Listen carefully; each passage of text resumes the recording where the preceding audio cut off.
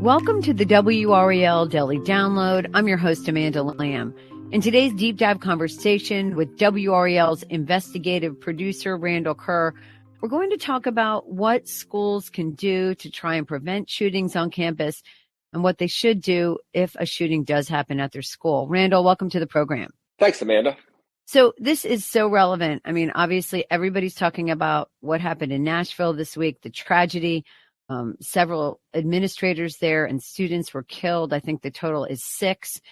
And obviously, every school system in the country watches these incidents and they try to figure out, what can they do to keep their schools safe. I know that for your story, which you had been working on, obviously, prior to this, you spoke to an expert here in North Carolina. What does his company, Lockdown International, do to help counsel these schools? Well, they provide training for schools, corporations. They actually worked with our company to provide some training. And they run a system that's the ABCs of active shooting. And so they teach companies avoid, which means to avoid the shooting. Obviously, that's kind of a no-brainer. But if you have the ability to escape, then you should escape any of these situations. The second on their list is barricade. And that needs to be done immediately.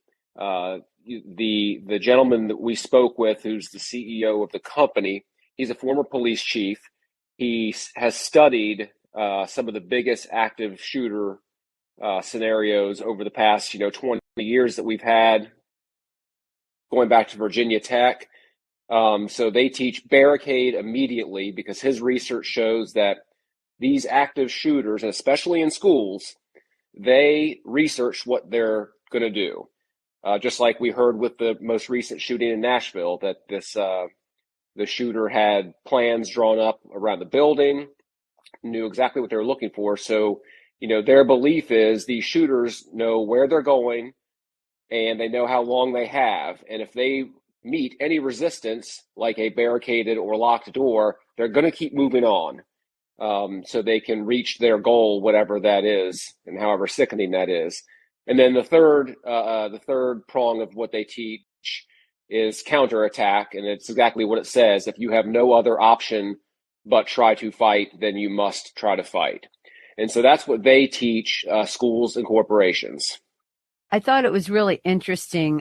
His name is Seth DeSanto, about the planning that goes into these incidents. I think a lot of us assume this is somebody who just snaps, that they're having some issues and then one thing happens and then they go, well, I'm just going to take a gun and go into a school. But that's not really, from his research, that's not what they found, correct? Absolutely not. I may mess up because it's been a while since I did this interview, but I mean, he talked about the shootings at Virginia Tech. He talked about Sandy Hook. He talked about some of the others that involve schools. And in each of those cases, there was evidence that the shooter had actually studied previous school shootings to, for lack of a better term, to almost one up the previous incident. I mean, so there's obviously some mental health issues going on with these cases, but there is certainly enough planning and wherewithal that they know what they're doing and they research it before they go do it. Yeah, this isn't someone who's walking down the street and a road rage incident and they just snap and go to a workplace or a school and decide that they're going to start shooting people.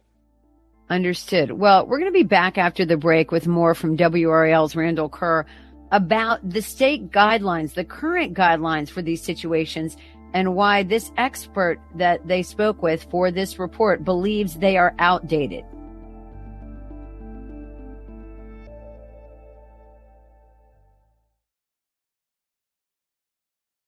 Welcome back to the WRAL Daily Download. I'm talking with WRAL's Randall Kerr about how schools in North Carolina are making plans in case of a school shooting, something no one wants to have to do, but obviously this is very important in this day and age. I understand that the North Carolina Center for Safer Schools, which falls under the auspices of DPI, correct? The Department of Public Instruction here in North Carolina? Correct. Yes, it was formed. It was formed out of legislation. It was formed out of legislation several years ago. And so their guidelines, which, I mean, we've heard this mantra over and over, run, hide, fight, run, hide, fight. But DeSanto believes these are outdated. I mean, what is wrong with that phrase, for example? His main concern is, if you compare the two mottos they use, run and avoid are very similar. Fight and counterattack are the same thing. His issue is the word hide, especially when you're dealing with kids, young children. To them, hide is hide and seek, not hiding from a shooter. And the Center for Safer Schools has a video that they distribute, and look, they provide guidance to school systems that want them. Some school systems, Durham hires, they use a separate security company to do a lot of their training. But these are the guidelines that the Center for Safer Schools makes available to public school systems. And they use the word hide in conjunction with locking a door or getting in a closed room. But his concern is just the message, the word hide may send the wrong instructions to children. He pointed out in some of the previous shootings at Columbine, 12 of the 13 victims were hiding. At Virginia Tech, 28 out of 29 were hiding. At Sandy Hook Elementary, every student and staff member who died was hiding. There's a big difference between barricading and getting behind something sturdy and simply hiding. And so his concern is that we may be teaching it what hide is, but he just thinks the verbiage sends the wrong message. And he points to the fact that this run, hide, fight mantra was created more than 15 years ago following a grant from the Department of Homeland Security. And he just feels that it's outdated, and he thinks more needs to be made of barricading. And his company they sell a device that helps barricade doors, but he points to the fact that right now, like in our training video, we show a teacher pushing a table up against the door to barricade it. Well, I mean, what if you have an elderly teacher? What if the door's in the back part of the classroom? I mean, so it's just not a plausible scenario to always follow, especially when time is of the essence.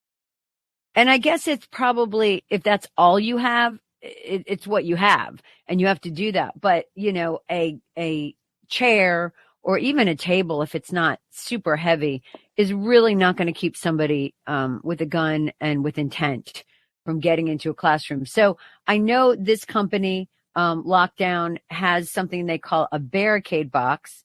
Mm-hmm. Explain to us what it is, what it does, and just how it works.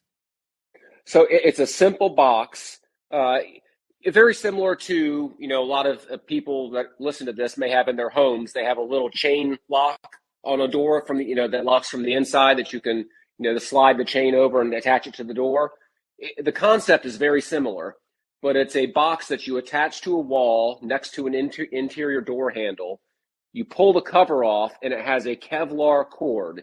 You pull that cord, wrap it around the doorknob twice, and then loop it back onto the box, and it is barricaded. You can't move the door at all. I mean, their training video shows it literally takes about 3 seconds to do it. And, some schools don't have automatic locking doors, especially our rural schools that have some security challenges.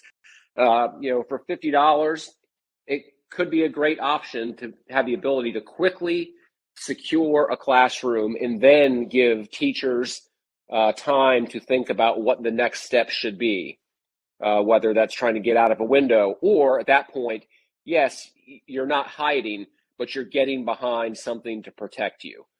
And that's the message that he was saying.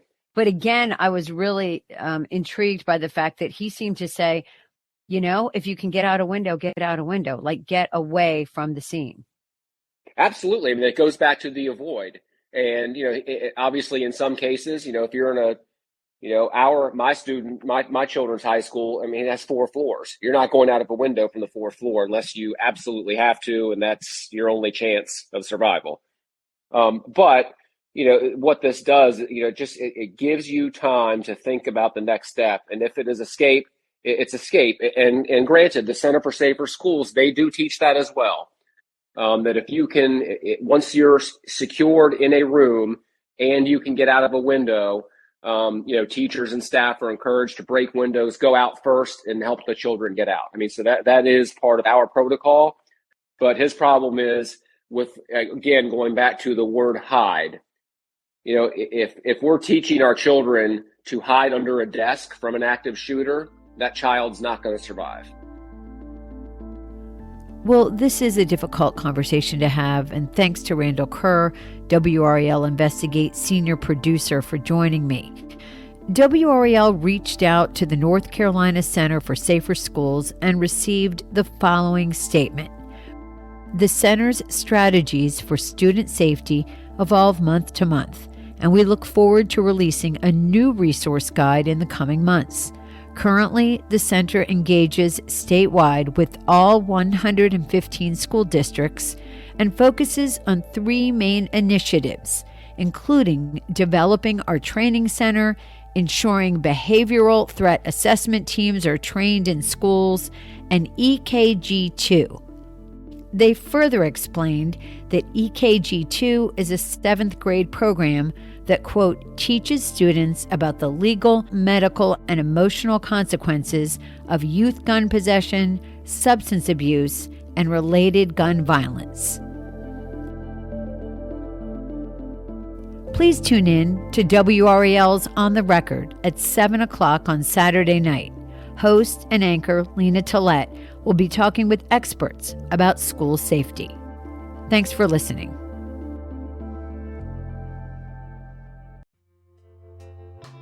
Leave a comment and share this video with your friends. With daily uploads, there will always be a conversation.